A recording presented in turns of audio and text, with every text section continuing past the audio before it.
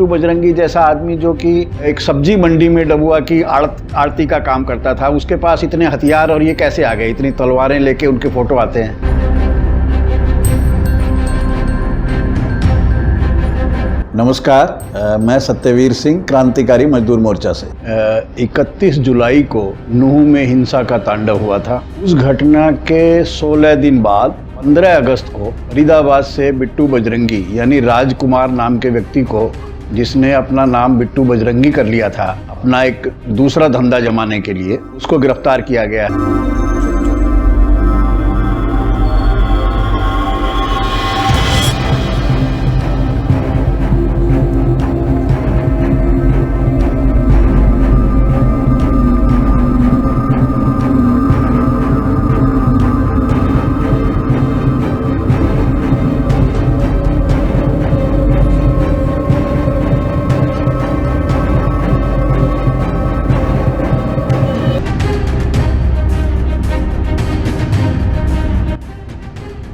इस मुद्दे को थोड़ा गंभीरता से देखने की ज़रूरत है कि जिस बिट्टू बजरंगी को उन्होंने उस समय गिरफ्तार नहीं किया जब वो नूह के दंगे भड़काने में लगा हुआ था, बिट्टू बजरंगी उनका जीजा, उससे पहले जब वहाँ खोरी जमालपुर गांव के हाजी जमात अली की गायों को बाकी अपने गैंग के साथ लूट के ले आया था, और ऐसा भड़काऊ वीडियो उसने उस दिन 31 तारीख को जारी किया जिससे ऐसा हो ही नहीं सकता कि सुनने वाला उस भड़के ना। गिरफ्तार नहीं किया गया और उसके 16 दिन बाद गिरफ्तार किया गया। ये दरअसल ये दिखाता है कि जब ये दांव पूरा बजरंग दल का उल्टा पड़ने लगा और नूह के सभी लोगों ने इस हमले का प्रतिकार किया, और सबसे पहले मतलब भारत देश में हमने पहली बार देखा कि उसके बाद में एक एक करके हर रोज समाज का कोई ना कोई हिस्सा खुल के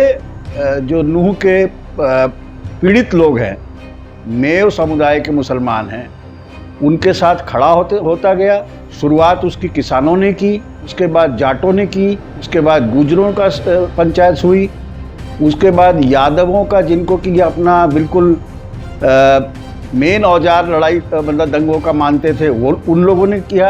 जब इन्होंने देखा कि ये पूरा का पूरा मामला उल्टा पड़ रहा है, तब उस बिट्टू बजरंगी को, जिसको कि बहुत दिन से पाला पोसा जा रहा था, जिसके खिलाफ फरीदाबाद में कई FIR दर्ज हैं। एक तो उसने दंगा भड़काने का बहुत खतरनाक स्वांग रचा था नीलम बाटा रोड पे मजार के सामने, जब वो हनुमान चालीसा का पाठ करने लगा था। उस समय भी उसको गिरफ्तार नहीं किया गया, और अब किया गया तो ये बात ठीक है कि उसको किया गया, लेकिन बहुत पहले किया जाना चाहिए था।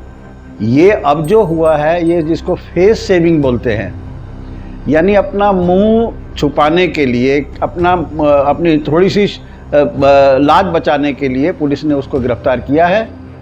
और इसी तरह से दूसरा जो शोधा पाला जा रहा है, दूसरा जो गुंडा पाला जा रहा है मोनू मानेसर के नाम पे, वो भी जाने कब से इसी तरीके की तबाही मचाने के सब प्रोग्राम करते रहता है। उसको भी गिरफ्तार किया नहीं गया है, तो उसको भी तत्काल गिरफ्तार किया जाना चाहिए, क्योंकि हम लोग जब नूह में गए थे तो कोई आदमी ऐसा नहीं था जिसने ना बोला हो कि साहब ये यात्रा हमेशा निकलती है, हम इस यात्रा में भाग लेते हैं, सहयोग नहीं करते, भाग लेते हैं।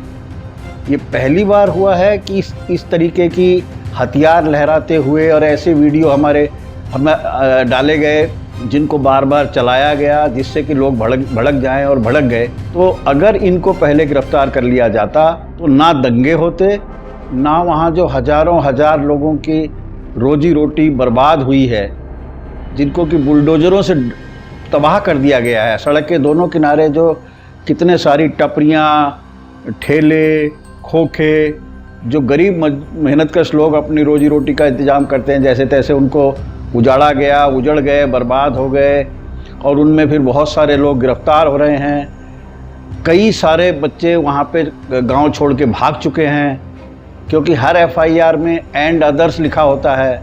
एंड अदर्स के नाम पे किसी को भी उठाया जा सकता है, और ज़्यादा जो उसके शिकार होते हैं वो यही बेचारे गरीब लोग होते हैं। तो ये काम अगर सरकार को इस तरीके के दंगे रोकने में इंटरेस्ट है तो तुरंत होना चाहिए। जैसे अभी उदाहरण के तौर पे जो पलवल में पंचायत हुई है, जिसमें हिंदुओं के बच्चों को, हिंदुओं के ठेकेदार राइफल खरीदने की बात कर रहे हैं, हिंदुओं के बच्चों को रोजगार दो, ये बात उनको समझ में नहीं आ रही। इसमें बेरोजगार घूमते रहे तो हिंदू धर्म पे फर्क नहीं पड़ता। हरियाणा बेरोजगारी में नंबर 1 स्टेट है, फिर भी उन्होंने उसकी कोई चिंता नहीं है। वो चाहते हैं कि हिंदू राइफल ले लें पिस्तौल की जगह और दंगों में घूमते फिरें, बर्बाद हो जाएं और फिर बाद में वो बोल देंगे, जैसा अभी बोल रहे हैं कि बिट्टू बजरंगी से हमारा कोई वास्ता नहीं है। तो उनकी जो पैदल सेना बनते हैं और जो पैदल सेनापति बनते हैं, इन लोगों को भी सोचना चाहिए कि हम किस लिए कर रहे हैं ये, हम क्यों ये काम कर रहे हैं। कहाँ है हिंदू धर्म को खतरा मुसलमानों से? उस जगह में हम कई लोगों से मिले हैं, हम नूह में गए हैं, कई जगह लोगों से बात की है। जो वहाँ पे गैर मुस्लिम लोग हैं, वहाँ वो नौकरी करते हैं, किसी को कोई दिक्कत नहीं हुई। उस मेवात में आज तक कोई दंगा नहीं हुआ, जबकि कोई शायद ही कोई जगह होगी इंडिया में, कम से कम नॉर्थ इंडिया में, जहाँ कोई ना कोई छोटा मोटा दंगा ना हुआ हो, जबकि वहाँ पे 80% मुसलमान हैं। कितने सारे गांव ऐसे हैं जिनमें 2-2, 4-4 परिवार हिंदुओं के हैं, लेकिन वो बाकायदा रहते हैं, उसी तरह से रहते हैं, कोई दिक्कत नहीं हुई। तो ये जो दंगों को इस तरह से गढ़ा जाता है, रचा जाता है और उसके बाद में उनको ऑब्जर्व किया जाता है कि अगर समझो समाज अगर उसमें समझ गया है उनकी चाल को और वो समाज उनके खिलाफ जाने लगा है, तो फिर वो उसके खिलाफ एक्शन लेते हैं, ऐसे दिखाई देते हैं जैसे नहीं हमें तो अभी पता लगा कि ये ऐसा काम कर रहा है, जबकि उसका तो काम ही है। शायद ही कोई दिन होता होगा जब वो फरीदाबाद में किसी ना किसी जगह जाके भड़काऊ बातें, भड़काऊ हरकतें ना करता हो। उसी तरह से आप मोनू मानेसर का ले लीजिए, वो तो नाम दर्ज आरोपी है और 2 कत्ल के मामले में वो प्राइम एक्यूज्ड है और ऑफिशियली पुलिस बोलती है कि वो तो एब्सकॉन्डिंग है, और ऊपर से गृह मंत्री हरियाणा का बोलता है कि नहीं वो तो कहाँ दंगे भड़काए हैं, वो तो तीर्थ यात्रियों को यात्रा में आने के लिए बोल रहा था।